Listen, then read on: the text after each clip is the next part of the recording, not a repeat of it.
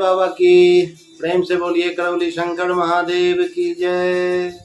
अनमोल अनुभव भाग 25 में आप सबों का मैं डॉक्टर मोहन कमल रमन बैलेंस जिंदगी में स्वागत करता हूं, हार्दिक अभिनंदन करता हूं। मेरा बारंबार प्रणाम स्वीकार हो। लाल का मतलब हमेशा खतरा ही नहीं होता। पिछले भाग 24 में हमने अंत में यह कहा था कि हमें लाल टोकन मिला। लाल टोकन समझकर मैं यह समझ लिया था कि मैं फेल कर गया और मैं बाहर की ओर जा रहा था। लेकिन वहाँ के जो सेवादार थे उन्होंने कहा कि भाई आपके पास टोकन है ना, टोकन मिला है ना। तो मैंने कहा कि हाँ, बड़े बुझे मन से कि लाल वाला मिला है तो अंदर आइए ना, वहाँ किधर जा रहे हैं। जो ही मैं अंदर आया तो लोगों ने जब तालियां बजाई तो मुझे लगा कि अच्छा पप्पू पास हो गया, आखिरकार पप्पू पास हो गया। और फिर मैं बैठ गया और तब जाकर के मेरे हृदय में एक स्पंदन सुने का, अरे मैं तो पास हो गया। और बगल में प्रकाश भाई थे और हम दोनों ने एक दूसरे को पकड़ा कि अरे आप भी पास हो गए, हम भी पास हो गए।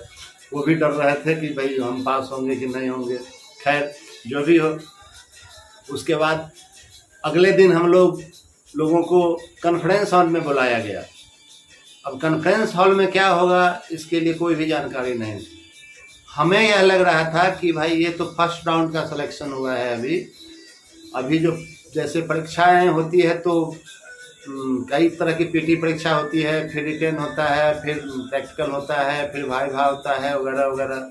तो हम लोगों के मन में यह बात आ रही थी कि यहाँ तो अभी फर्स्ट राउंड का सिलेक्शन हुआ है, फिर कॉन्फ्रेंस हॉल में बुलाया गया है तो यहाँ तो कुछ नहीं पूछा गया।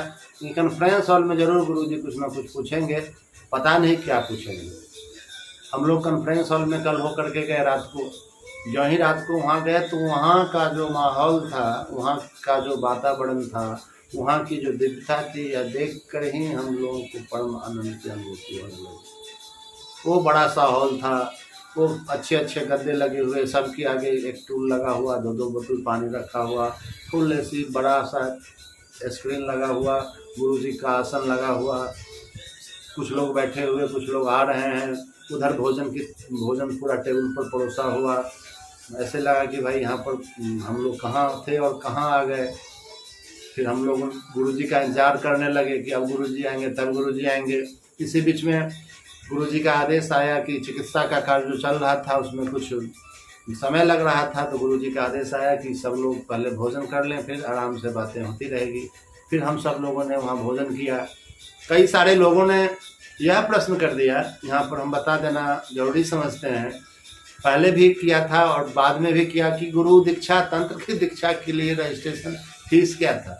तो भाई कोई भी फीस नहीं थी। हम लोगों के मन में भी यह बात थी कि न जाने कौन सा क्या होगा, नहीं होगा, क्या होगा ऐसा करके, लेकिन कोई भी चार्जेस नहीं थे, 1 रुपया भी नहीं। गुरु दीक्षा के लिए कभी भी 1 रुपये नहीं लिए जाते। मंत्र दीक्षा भी जो होती है, हम लोगों ने ली, आप लोगों ने ली या लेंगे, उसके लिए भी कोई चार्ज नहीं है। 1100 रुपये बस। किट जो मिलता है, माला 2 मालाएं होती है, जप का, पहनने का, शिवलिंग, वो अंग वस्त्र जो ऐसा हमने डाला हुआ है, पीताम्बरी है ना, और जो हवन होता है वो तमाम सब उसी में शामिल होता है। गुरु दीक्षा के लिए कोई भी शुल्क कभी नहीं होता। उसी तरह तंत्र दीक्षा के लिए भी कोई भी शुल्क नहीं था। हाँ, हम सब लोगों को एक गाउन जरूर लेना था, जो बड़ा ही मेरे जीवन के लिए तो बड़ा ही अद्भुत था। उस गाउन को, उस कलर, पीला कलर से मेरा बचपन से प्रेम रहा और उस गाउन को पहनने का बहुत ही शौक मेरे बचपन से रहा, जो 27 वर्षों में यह सपना मेरा जो है बाबा जी की कृपा से, करौली दरबार की कृपा से, गुरु जी की कृपा से पूर्ण हो सका। तो 1 रुपया भी तंत्र दीक्षा के लिए रजिस्ट्रेशन चार्ज नहीं था। साथ ही लोगों ने पूछा कि और क्या, तो मैंने कहा खाना पीना फ्री में था। और बताइए इससे दिव्य दरबार, इससे अनुपम अनूठे गुरु जी कहाँ मिलेंगे, कहाँ मिलेगा ऐसा दरबार, कौन मिलेंगे ऐसे गुरु। ज्ञान भी दे और भोजन भी दे, साथ ही सब कुछ दे दे, जीवन जीने का एक तरीका दे दे, एक व्यवस्था दे दे। प्रेम से बोलिए करौली शंकर महादेव की जय। फिर जब वहाँ गुरुजी आए तो फिर पहला लेक्चर गुरुजी का तंत्र के लिए जो हुआ, जो छोटे छोटे क्लिप में आजकल जो दरबार के चैनल से या अन्य चैनलों से भी दिया जा रहा है, हम सब लोग यही सोच रहे थे कि अब शायद गुरुजी कुछ पूछेंगे, अब कुछ पूछेंगे, लेकिन पूछने की कोई बात नहीं। उन्होंने जो कुछ भी तंत्र को लेकर के कहा, हम सबों की आंखें वहाँ खुली रह गई कि आखिर हम सब लोग जो यह तंत्र की दीक्षा लेने जा रहे हैं, हम सबों को जो यह तंत्र की दीक्षा मिलने जा रही है, आखिर हमारा जो उद्देश्य जो था या जो है वह तो है ही है, साथ ही यह तंत्र आपको क्या क्या दे सकता है। तो तंत्र जो करौली दरबार का तंत्र है वह यह दे सकता है कि संसार का कल्याण करते हुए जब हम करौली दरबार के द्वारा दी गई जो तंत्र की दीक्षा के 21 आयाम है, 21 पावदान है, 21 सीढ़ियाँ हैं, उसको प्राप्त कर लेते हैं, पूर्ण कर लेते हैं, तो मुक्ति और मोक्ष के लिए अर्थात खुद के निर्वाण के लिए अलग से कुछ भी नहीं करना है। बोल दिए प्रेम से करौली शंकर महादेव की जय। इतना अनूठा और अद्भुत जो आज तक तंत्र के मार्ग में मैंने कहीं नहीं सुना कि तंत्र के माध्यम से भी लोग मुक्ति और मोक्ष को प्राप्त कर सकते हैं। जहाँ तक मेरी जानकारी में जिन लोगों से मेरी मुलाकात हुई और लोगों ने जो हमें शिक्षाएं दी या जो सूचनाएं दी, उसमें यही कहा गया कि तंत्र जीवन के अंतिम समय में आपको एक नारकीय कष्ट देता है। जो गुरुजी ने भी कहा कि बात सही भी है कि आज तक जितनी भी तंत्र की दीक्षाएं दी गई लोगों ने ली, उनका जीवन इसलिए कष्ट में रहा क्योंकि उन लोगों ने जो भी लोगों की समस्याएं को हटाया, वह गंदगी उनके पास आई और वह भोग भोगने के लिए बाध्य हुए।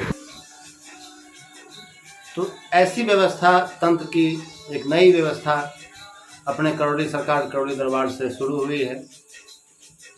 मैं आप सबों को भी सादर आमंत्रित करता हूं कि तैयारी करिए। जिन्होंने भी गुरु मंत्र लिया है, 1.25 लाख का जो जप है, जो दशांश है, उसे करते हुए तंत्र दीक्षा जो करौली दरबार करौली सरकार से शुरू हुई है, यह बिल्कुल ही अनूठी है, अलवेली है। बाबा जी का जो महाअभियान है ब्रह्मांडीय स्तर पर पूरी सृष्टि के लिए, उसमें हम और आप अगर अपना जरा सा भी अंशदान दे सकें तो समझे कि हम और आप बड़े ही भाग्यशाली हैं। यह परम सौभाग्य मिला है हम सबों को कि हम सब लोग बाबा जी की सानिध्यता में रहते हुए, बाबा जी के द्वारा बताए गए मार्गों पर चलते हुए, गुरु जी के मार्गदर्शन में इस तंत्र के माध्यम से जगत का कल्याण करते हुए हम सब लोग अपना कल्याण कर सकें। तो यह दूसरी रात में जो पहला डिस्कोर्स दिया गया हम सबों को तंत्र के रूप में, तंत्र के विषय में जो दिया गया डिस्कोर्स, उसके बाद जो नेक्स्ट डे था वहाँ हम सब लोगों को तंत्र की दीक्षा लेनी थी। जहाँ तंत्र की दीक्षा के लिए जब हम सब लोग प्रस्तुत हुए तो एक अलग ही स्थिति थी, अंदर की स्थिति कि आज हम सब लोगों को आज वह फल प्राप्त होने जा रहा है जिसके लिए हम सब लोग अपने अपनी क्षमता के हिसाब से प्रयासरत रहे और बाबा जी की कृपा रही कि हम सब लोग वह पात्र बन सके कि बाबा जी के माध्यम से, गुरु जी के माध्यम से वह दीक्षा हमें मिल सकती है, आज मिलने जा रही है। हम सबों को गुरु जी ने ध्यान भी करवाया और भी बहुत सारी जो शक्तियाँ या क्या कह सकते हैं, और भी बहुत सारी चीज़ें हम सबों को प्रदान की गई जो मैं अपने मुख से यहाँ पर कहना उचित नहीं समझता।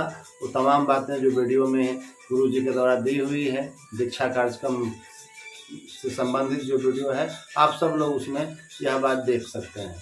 एक महत्वपूर्ण बात यह हुई कि जब हम सब लोग पहली दिन जब हवन से निकले, शनिवार का हवन था, जब हम सब लोग पहली बार वह गाउन पहन करके हवन के लिए गए तो सबसे आगे हम सब लोगों को बैठाया गया, उस जगह पे बैठाया गया जहां बैठने के लिए हम सब लोग जब से दरबार में जुड़े हैं तब से तरसते रहे हैं कि रेलिंग के उस पार कैसे बाबा जी के निकट बैठ करके हम सब लोग हवन का आनंद ले सकें, बाबा जी को निकट से देख सकें, उनका दर्शन कर सकें। तो हम सबों को यह सौभाग्य प्रदान किया गया।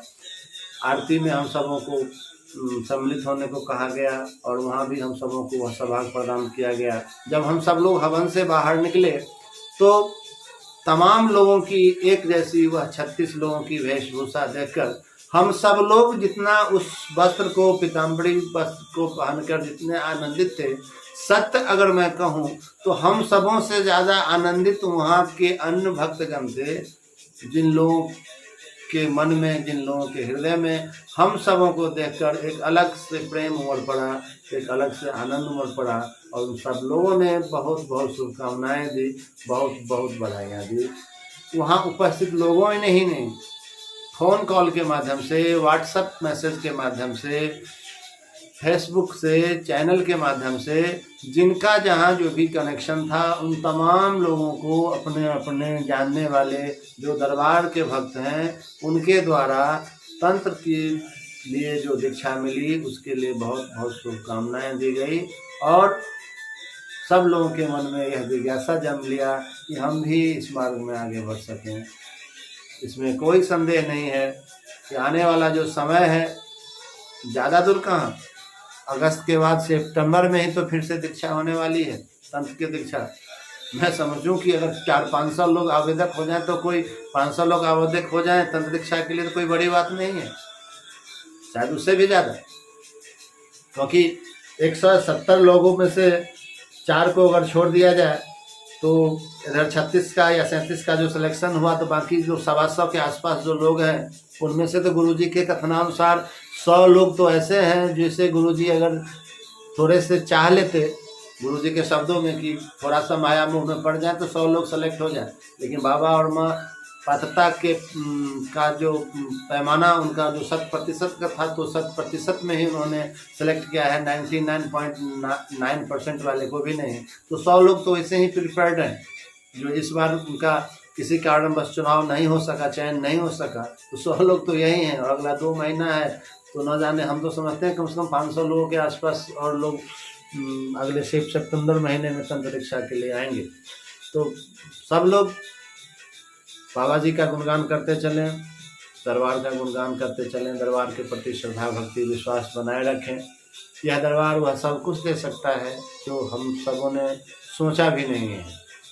हमें वह सब कुछ प्राप्त हो सकता है जो हमारे भाग्य में था या जो हमारे भाग्य में नहीं है वह भी। हमने एक भजन लिखा माता कामाख्या का कि तेरे दर पर जो भी आते हैं, एक माता कामाख्या का वह भजन है, गुरु माई माँ कामाख्या तेरी शरण जो आए, गुरु माई माँ कामाख्या तेरी शरण जो आए, जो भाग्य में नहीं है अर्जी लगा के पाए, गुरु माई माँ कामाख्या। अर्जी लगा के उस दरबार करौली से वह भी प्राप्त किया जा सकता है जो हमारे भाग्य में नहीं है। यह बात सिद्ध है, सिद्ध है, सिद्ध है। यह मेरा भी अनुभव है और मेरे जैसे सैकड़ों भक्तों का अनुभव है और मुझे यह पूर्ण विश्वास है कि आप जितने भी लोग इस वीडियो को सुन रहे हैं, देख रहे हैं, इनमें से भी अनेक लोगों का यह अनुभव होगा कि जो उनके लिए कभी लगता होगा कि यह मेरे भाग्य में नहीं है और संभव है, वह भी संभव हो चुका होगा। तो प्रेम से बोलिए करौली सरकार की जय, सदगुरु भगवान की जय, गुरु माता की जय, भगवान भोलेनाथ की जय, माता कामाख्या की जय, गुरुजी महाराज की जय, छोटी गुरु माता की जय। प्रेम से बोलिए करौली शंकर महादेव की जय। हर हर महादेव, हरि हर।